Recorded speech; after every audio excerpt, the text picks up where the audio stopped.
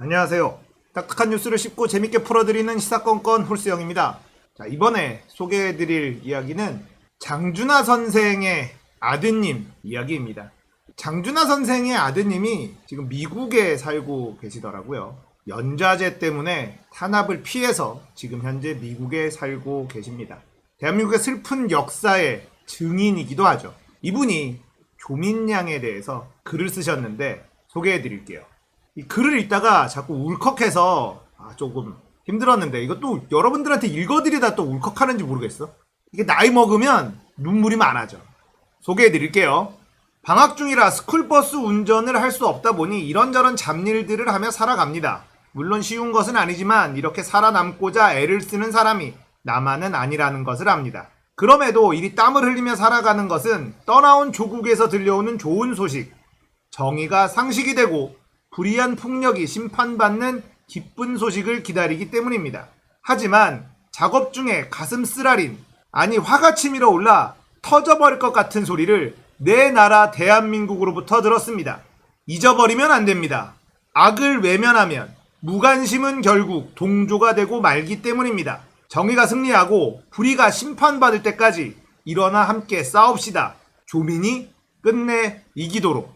처음에 이 글을 보고 그냥 외국에 사시는 조민 씨를 생각하는 분이구나. 약간 이 정도 느낌이 있었어요. 그때는 아무렇지도 않았는데 이분이 장준하 선생의 아드님, 그리고 박정희 정권의 탄압을 피해서 미국에 살고 계신다라는 걸 알게 되고 나니까 이 글의 느낌이 너무 달라졌습니다. 악을 외면하면 무관심은 결국 동조가 되고 말기 때문에 잊어버리면 안 된다. 말의 무게감이 다르게 느껴지죠. 사진도 찍어서 올리셨어요. 다른 글도 있습니다. 조양에게 먼저 내 소개를 해야 할 듯 하군요. 나는 미국 커네티컷 맨스필드 타운에서 스쿨버스 운전사로 살아가고 있는 장호준이라고 해요. 최근 조양의 아버지가 겪고 있는 일들에 대한 소식을 접하면서 나는 오히려 조양이 당하고 있을 일에 더욱 화가 났고 많이 아팠답니다. 몇 번의 망설임이 있었지만 그저 동네 아저씨가 해주는 이야기 정도로 들어주었으면 하는 마음에서 이 글을 보냅니다. 나는 어려서 동네 공터에서 야구를 했던 적이 있었어요. 신나게 놀던 중 야구 방망이에 맞은 공이 공터를 벗어나 남의 집 담장 너머로 날아 들어갔고 무언가 깨지는 소리가 들리는 것과 동시에 아이들은 도망을 쳤죠. 하지만 대문을 박차고 달려나온 집주인에게 결국 몇몇 아이들은 붙잡히고 말았답니다. 집주인은 이놈 자식들 다시 또 여기 와서 야구를 하면 그때는 정말 혼낼 줄 알아? 라고 호통을 치면서 아이들의 머리를 몇 대씩 쥐어받고 보내주었어요. 하지만 나는 보내주지 않았죠. 오히려 집주인은 내 등을 두드려주며 이렇게 말하는 것이었어요. 넌 저 아이들처럼 놀면 안 돼. 너희 아버님이 어떤 분이신데 네가 이렇게 놀면 되겠니? 억울했었어요. 나도 다른 아이들처럼 그냥 몇 대 쥐어받고 보내주면 될 것을 꼭 아버지 이름을 꺼내는 것이 싫었기 때문이었죠. 내게 아버지의 이름은 결코 떼어낼 수 없는 시침이었죠. 학교와 군대에서 요시찰 대상이 되어 부당한 압박을 받았던 것도 내가 아버지의 아들이라는 것 때문이었어요. 하지만 아버지의 이름은 내게 큰 혜택을 주기도 했기에 신학교를 다니던 시절 장학금을 받을 수 있었던 것은 나를 가르쳐주신 교수님이 아버지와 동문수학하셨던 분이셨던 덕이었고 해외 후원금을 받으며 암울했던 시절을 버텨낼 수 있었던 건 역시 내가 아버지의 아들이었기 때문이죠. 그럼에도 불구하고 아버지의 이름은 늘 내게 족쇄가 되어 부담과 고통을 감수하도록 했었답니다. 지금은 대학에서 가르치고 있는 딸 아이가 언젠가 내게 아빠, 초등학교 때 내가 왜 학교 앞에서 불량식품을 못 사 먹었는지 알아? 장준하 선생님의 손녀가 길거리에 그런 것을 사 먹는다고 할까봐 안 사 먹었던 거야 라고 하는 말을 들었을 때 아무런 대답도 하지 못한 채 고개만 끄덕일 수밖에 없었던 것은 내 아버지의 이름이 내 아이에게까지 시치미가 되고 있다는 것에 가슴이 아려왔기 때문이었답니다. 조양, 물론 그런 생각은 하지 않겠지만 마음 어느 한 구석에서 하필 내가 왜 조국의 딸이어서 라는 소리가 들리게 될지도 모르겠네요. 하지만 그래, 내 아버지가 조국이다 라는 소리가 더 크게 외쳐지리라 믿어요. 물론 나는 조양에게 괜찮아질 거예요, 힘내세요 라든가 참고 기다리면 다 지나갈 거예요 라는 말을 하려는 것은 아니에요.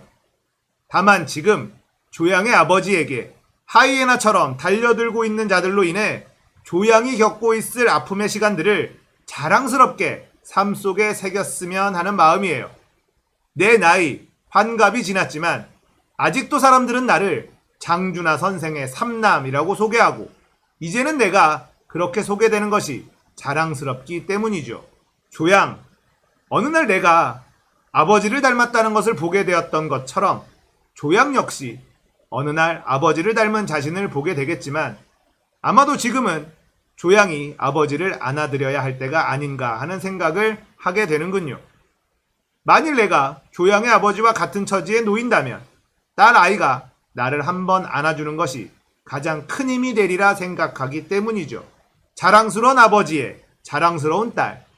그래, 내가 조국의 딸이다를 더욱 크게 외치는 조양이 되리라 믿으며 미국 커네티컷에서 장호준. 자, 두 번째 글은 2019년 9월 적폐들의 공격 타겟이 조국에게만 쏠려있던 그런 상황으로 보입니다. 하지만 지금은 딸이 만신창이가 되고 있죠. 장준하 선생의 아들은 온갖 탄압을 피해 미국에서 살고 있고 친일을 했었던, 나라를 팔아먹었던 그 후손들은 지금도 대한민국에서 떵떵거리고 잘 먹고 잘 살고 있습니다. 그 친일파의 후손은 대통령이 되겠다고 나서고 있는 그런 상황이죠. 이게 대한민국의 현실입니다. 조국은 대한민국을 바로 세워보겠다고, 검찰을 개혁해보겠다고, 잘못된 것을 바로잡아 보겠다고 나섰던 죄. 하지만 조국을 무너뜨리기에 조국이라는 인물 자체는 너무나 깨끗했습니다. 그러자 그 아내와 그 아이들을 무참하게 난도질하고 있는 게 친일 적폐 세력들입니다. 장준하 선생의 아드님인 장호준님은 이 상황이 남의 일 같지 않았던 거죠. 우리가 조국과 그 가족을 지켜야 되는 이유입니다. 제대로 청산한 역사가 없는 이 한반도 역사, 권세에 부역했던 자들만이 떵떵거리면서 잘 사는 이 역사의 고리를 언젠간 끊어야 되지 않겠습니까? 지금이 마지막 기회일지도 모릅니다. 장준하 선생의 아드님인 장호준 선생의 이 글을 보면서 울컥울컥해요. 너무 창피한 역사, 그리고 너무 죄송한 마음. 내가 지금 할 수 있는 일은 조국과 그 가족 옆에 함께 서 있는 것밖에는 없지만 그거라도 잘 해내야겠다라는 생각이 듭니다. 조국 전 장관과 조민양, 정경심 교수, 너무너무 힘들고 너무너무 괴롭겠지만 조금만 더 버텨주십시오. 쓰러지는 건 저들이 원하는 겁니다. 너무너무 민망하고 송구한 그런 부탁이지만 제발 버텨주십시오. 우리가 끝까지 함께 하겠습니다. 부탁합니다. 자, 이번 이야기는 장준하 선생의 아들 장호준님 이야기였습니다. 공감되셨다면 구독, 좋아요, 알림 설정 부탁드릴게요. 감사합니다. 끝!